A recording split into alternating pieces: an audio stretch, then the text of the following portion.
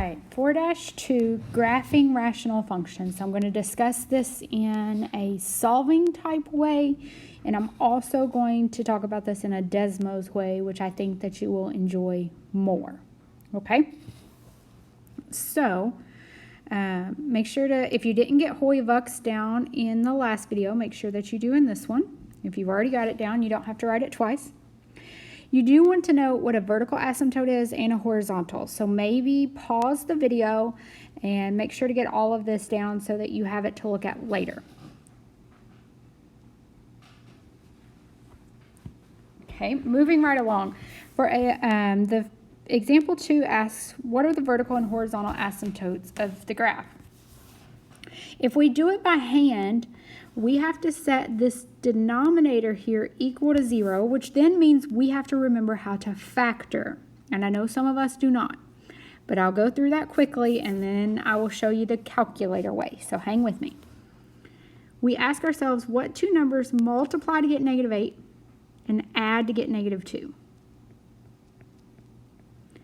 And that is -4 and +2, because -4 times 2 is -8. -4 plus 2 is -2.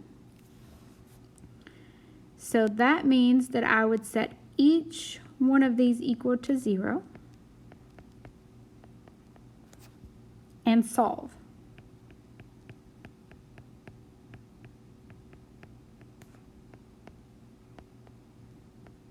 Hopefully you're okay with that algebra one step. It was just one step. If it's being subtracted, I added. If it's being added, I subtracted.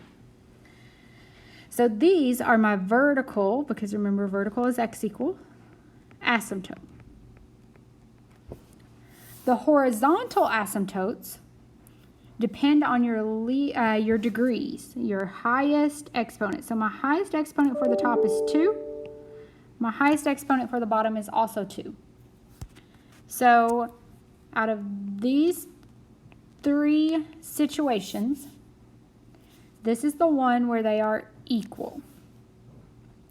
So my rule for when they were equal is to divide the leading coefficients, meaning the number out front. So 2 divided by, well, there's no number out front. We assume it to be 1. So y equals 2 divided by 1, which is y equals 2. Okay, so that's how to do it by hand. What if that's confusing? I don't like that, and I want to find something where the calculator does it for me. Here's what I'm going to do. I'm going to go to Desmos. I already have some of these typed out, so forgive me. I'm just trying to save us time. Notice that I do put the top in parentheses. That just makes it easier to type so that the whole top goes over the entire bottom, okay? All right, so if I know that a vertical asymptote is x equals some number, okay, and I look at that, whoa, that's way too far over, right? So I'm going to change this to a dotted line so that we know that it's not a real line on the graph. But now notice it's on a slider.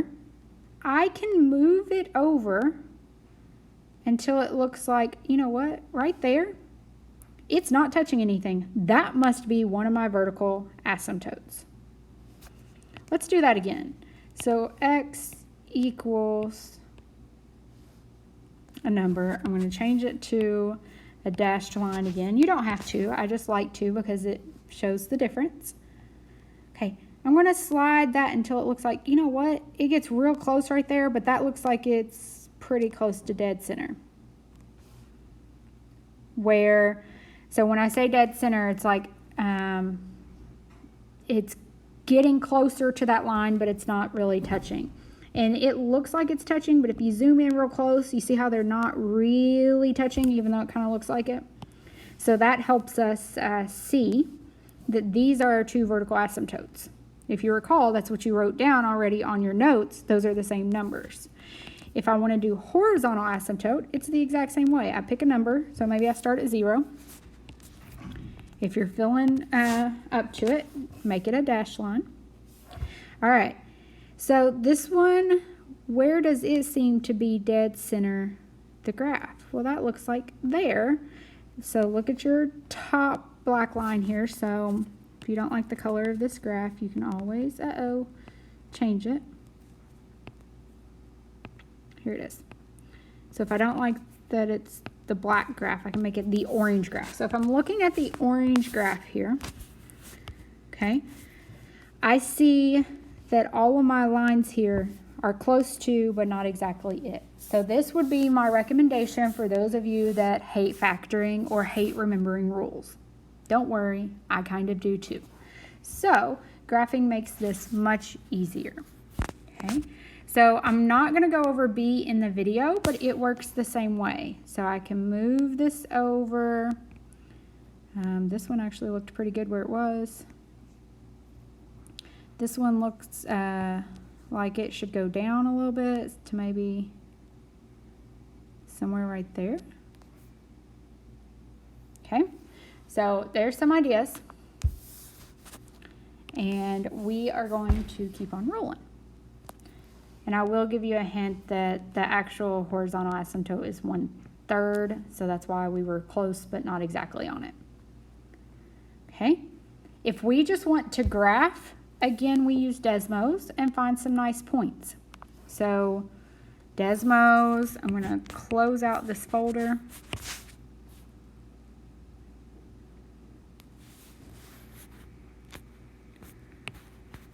Up here, hold on. Close that one out. We're going to open up 3. That one should go up here. We're going to turn it on so that it graphs. All right, there's what it looks like. And it looks like my vertical asymptote is there. My horizontal asymptote looks to be about right there. It doesn't look like it has a second one, so I'm going to turn it off. If I need more points, I can always go back up to this one and view the table to give me some ideas if I were to graph on my own where the points are on that graph.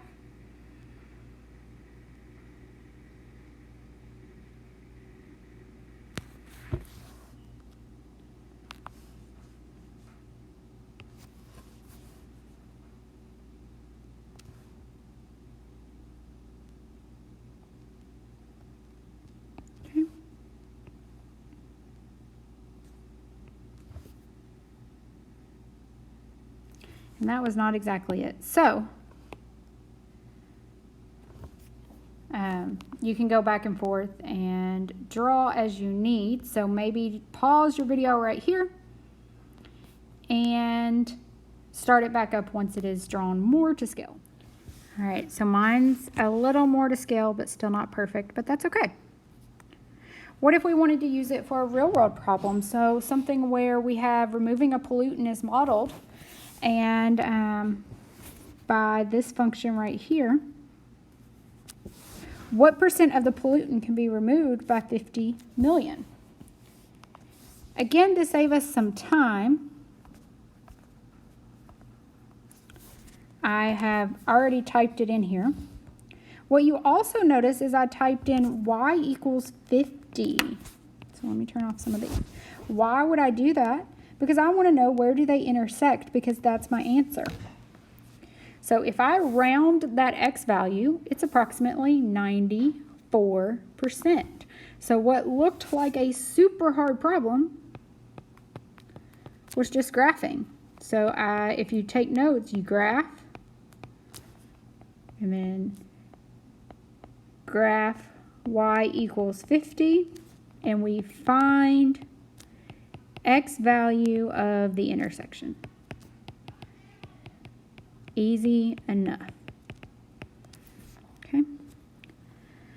All right, last problem is the same as the rest, so I'm actually not going to draw it out, but just showing you that I would do the same thing. So close this folder out, open folder 5. There it is. Here's what the graph looks like. I'm going to hit that home button on the very right hand side to make it go back to normal. I'm going to turn these back on and try to move them over here.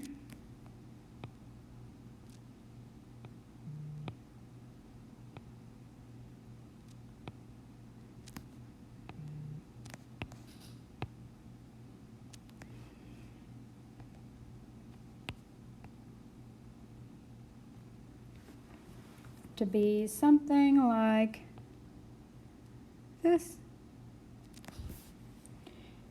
Oh, that's too far. What if I go this way? So that one's a little harder, but I can still get the idea of the graph just by looking at Desmos. So now it's your turn.